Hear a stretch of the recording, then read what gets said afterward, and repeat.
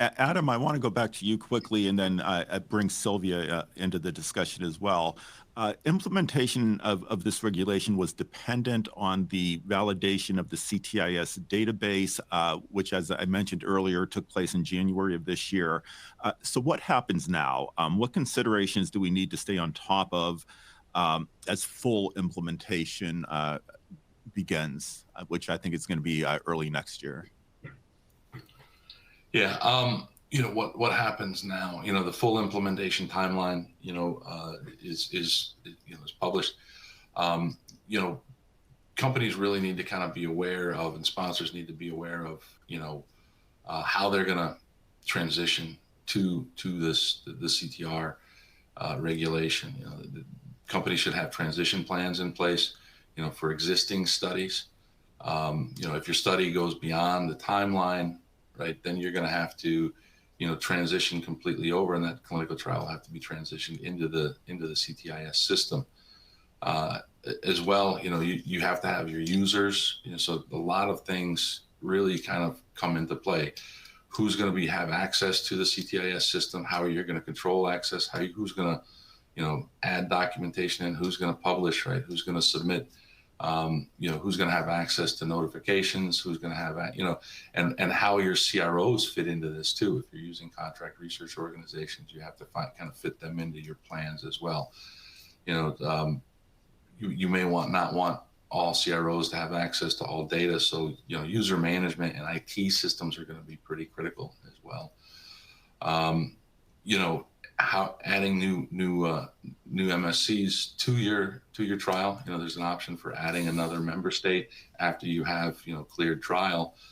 And what trial sites you're going to be going to have to be considered, right? So does it fall within the implementation timeline? I mean, companies have till the end of this year to add new member states under the current directive, but January 31st next year, new clinical trial sites will be added by the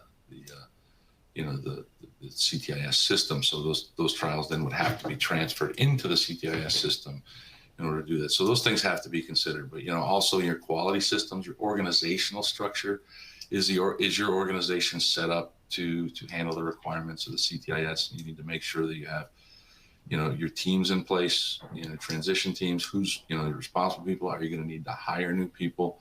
There's a lot of things to consider. So, and also, how member states are responding. One of the things I'm interested in, I don't have a clear view of this, hopefully somebody on the panel does, but how are member states responding to this, and what are the timelines? And, because that could impact things too. So, that's something that we need to stay on top of as well. You may have to change, if you phase into the CTIS system, you're going to have to look at, things like labeling. Is my clinical labeling appropriate?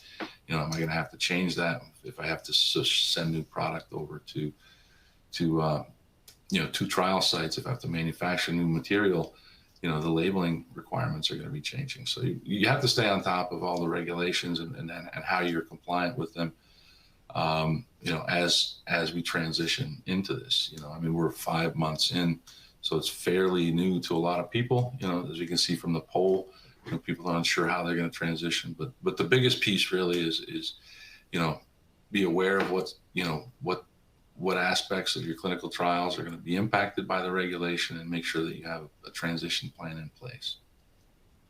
Okay, and I'm just going to ask you one follow-up here, because I saw a question just popped up. Someone's asking, for those who don't have in-house expertise and somebody in-house that can walk them through this regulation, what are the first few steps you recommend in order to meet this regulation? Would companies be going to the technology companies out there who have expertise on this, the CRO and that they're working with that has experience in Europe, or is there something else you recommend?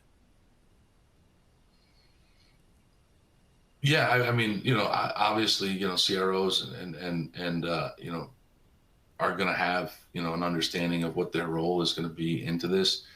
There's a lot of information out there. There's a lot of publications that are out there. People have blogged a lot about this. This is something that, since it was approved in 2014, and now the CTIS has been validated and gone live. There are a lot of resources available.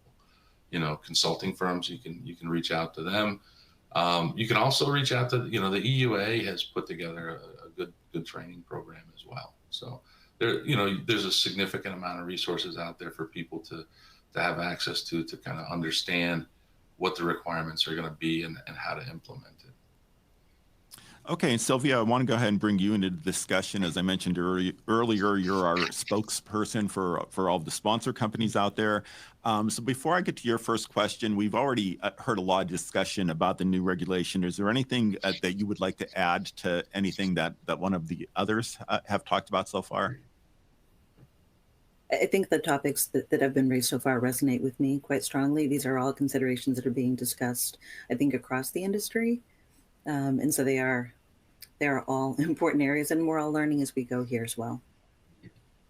Perfect. So I wanted to ask you, I have to think a lot of pharma companies at this point are thinking about things like study feasibility and operational planning as a result of this new regulation. What are some of the things that you believe companies are currently thinking about, or that they should be thinking about as we move further along into the year and get closer to 2023? Yeah, thanks. Yeah, great question. As has already been touched on by Marieke and by Adam, there's a lot of planning, a lot of moving parts here. And I think from the study feasibility and operational planning perspective, one area that certainly is being discussed across the industry is this idea of strategy around these dossier submissions. There are two parts. So part one, as has already been mentioned, is that Health Authority and Ethics Committee submission.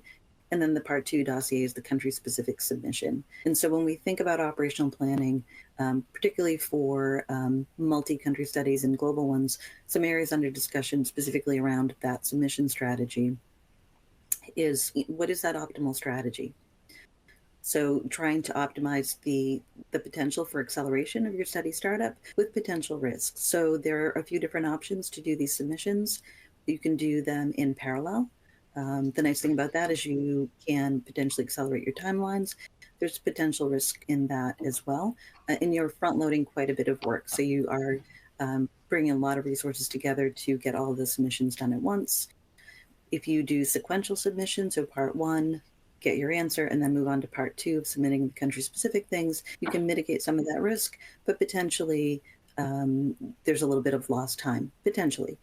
And another important factor here to think about that may not have been raised yet is, importantly, as we are using this new CTIS system, we can only really have one protocol moving through the system at any one point in time. So there are other sort of operational implications in thinking about this in terms of any amendments to your protocol, et cetera.